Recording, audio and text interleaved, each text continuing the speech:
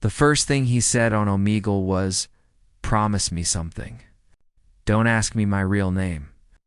I stared at the screen for several seconds because nobody had ever started a conversation like that before. Most people on Omegle joked, disconnected, or disappeared after a few minutes. But this stranger looked nervous, as if he had spent his entire life trying not to be seen. "My name's Ethan. I was 20 years old, studying at university, spending most nights online because loneliness had become part of my routine." The stranger called himself Alex. He was 21, worked at a small bookstore, and admitted during our first conversation that he rarely spoke honestly to anyone.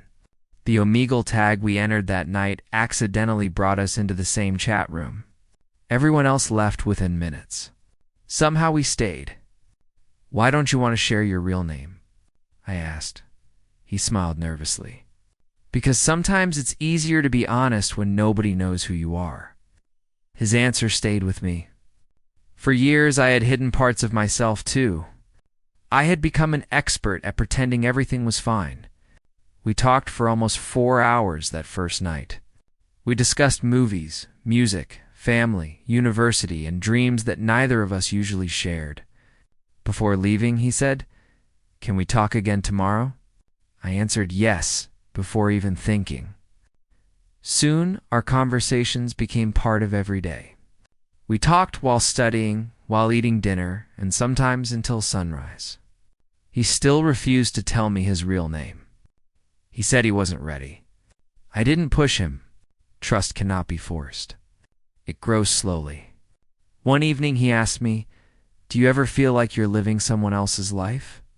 I looked at the screen for several seconds because I understood exactly what he meant. Finally, I answered, "Every day." He nodded. "Me too." For years, both of us had hidden important parts of ourselves because we feared disappointing people. We worried about being judged. We worried about losing people we loved. But somehow speaking to a stranger felt safer than speaking to the world. Weeks later, I finally told him the truth. I'm gay. My heart felt like it stopped. I expected silence. I expected him to disconnect. Instead, he looked at me quietly and said, "Thank you for trusting me." Several moments passed. Then he smiled sadly. "I think I've been trying to understand myself for a long time." Neither of us said anything else. We didn't need to. The honesty itself changed everything. After that night, our conversations became deeper. We stopped pretending. We spoke honestly about fear, loneliness, family, and the future. One evening, he finally said, "My real name is Daniel." I smiled. "Nice to meet you, Daniel." He laughed. "You've known me for months, not this version of you." He became quiet because he understood exactly what I meant. Months passed. Morning messages became normal. Late-night calls became necessary. We watched movies together online and shared songs that reminded us of each other. Sometimes we sat quietly without speaking because silence no longer felt uncomfortable. One night, Daniel asked me a question that terrified me. "Do you ever wonder what meeting would feel like?" My heart started racing. I had imagined it hundreds of times. "Every day," I admitted. Several weeks later, we decided to meet in person. The train station was crowded. My hands shook while I waited. I worried that reality might feel different. I worried that our connection existed only through screens. Then I saw him walking toward me carrying a backpack and looking just as nervous as I felt. He stopped in front of me and smiled. "You actually exist." I laughed. Apparently, the nervousness disappeared almost immediately. We walked through the city for hours. We visited bookstores, sat in coffee shops, and talked exactly as we had online. Nothing felt forced. Nothing felt unfamiliar. That evening, we sat beside a river while the sun disappeared behind the buildings. Daniel looked at the water and quietly said, "I spent years hiding from everyone." I looked at him. "Me too." He smiled sadly. Funny that I had to meet a stranger online to finally feel honest. I understood completely.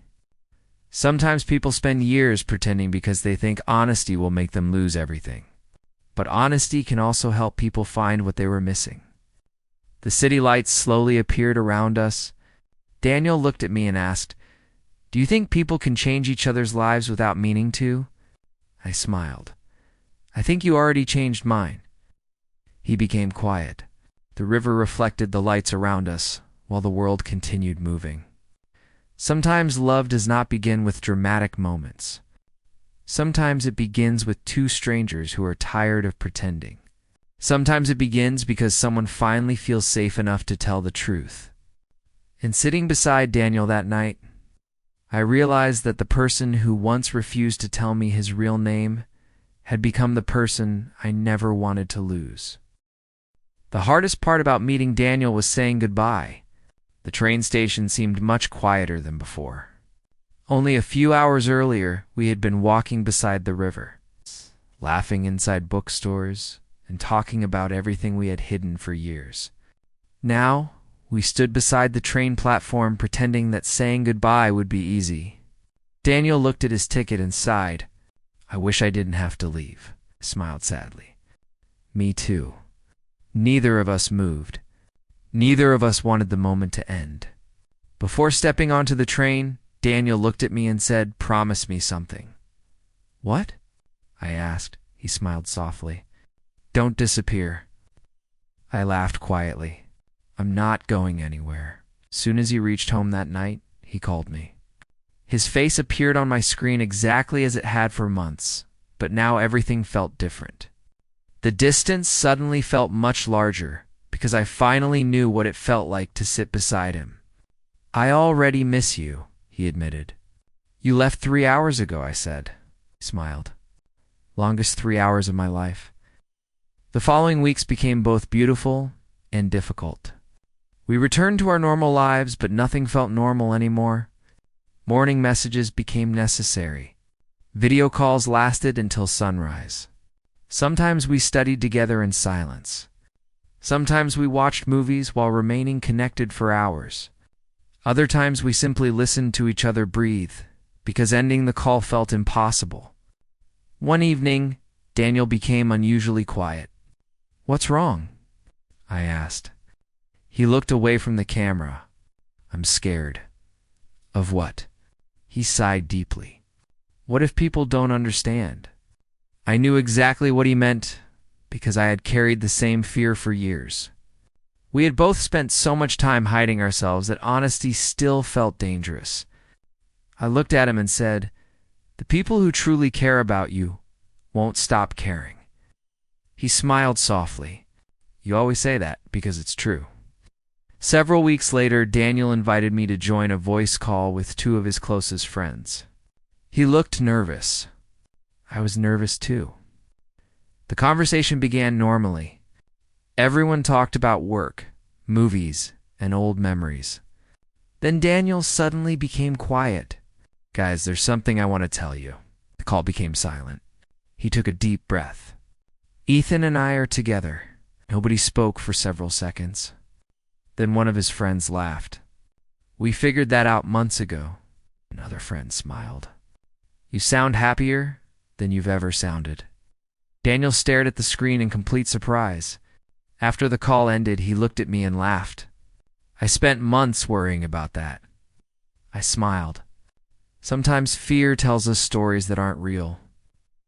Winter arrived. The streets became colder, and holiday lights appeared across both of our cities. Daniel invited me to spend several days with him during the holidays. It would be our first time celebrating together. We walked through small markets, drank hot chocolate, and spent hours talking while snow slowly fell around us. One evening, we sat beside a frozen lake while lights reflected across the ice. Daniel looked at me quietly. "Before I met you, I thought I would always feel alone." My heart became heavy. "I felt the same way," he smiled. "Funny that a stranger on Omegle changed everything." I laughed softly. Maybe strangers aren't strangers for very long. Spring eventually arrived, bringing difficult decisions. Graduation was approaching. Jobs, apartments, and future plans suddenly became real. One afternoon, I finally decided to tell my family the truth. It was the conversation I had feared for years. My hands shook during dinner. My voice barely worked. After everyone finished eating, I asked if we could talk. The room became quiet. I looked at my parents and finally said, "I'm gay." Several seconds passed. My mother looked surprised. My father remained silent. Every fear I had carried returned all at once. Then my mother reached across the table and held my hand. "We love you," she said softly. Tears immediately filled my eyes. My father looked at me and asked, "Are you happy?" I nodded. "Yes." He smiled slightly. "Then that's what matters." Later that night, I called Daniel. I couldn't stop crying. He listened quietly before saying, "I'm proud of you." Those words meant more than he realized. Months later, we returned to the same river where we had first met. The sunset reflected across the water exactly as before. Daniel smiled and asked, "Do you remember the first thing I ever said to you?" I laughed. "You told me not to ask your real name." He covered his face with his hands. I was terrified. I smiled. "And now?" He looked directly at me. "Now I finally feel like myself." The wind moved softly across the river, while city lights slowly appeared around us. Daniel reached for my hand. "What happens next?" he asked quietly. I looked at him and smiled. "We keep choosing each other, because love isn't one confession or one moment. It's waking up every day and deciding that the other person matters. It's staying when things become difficult.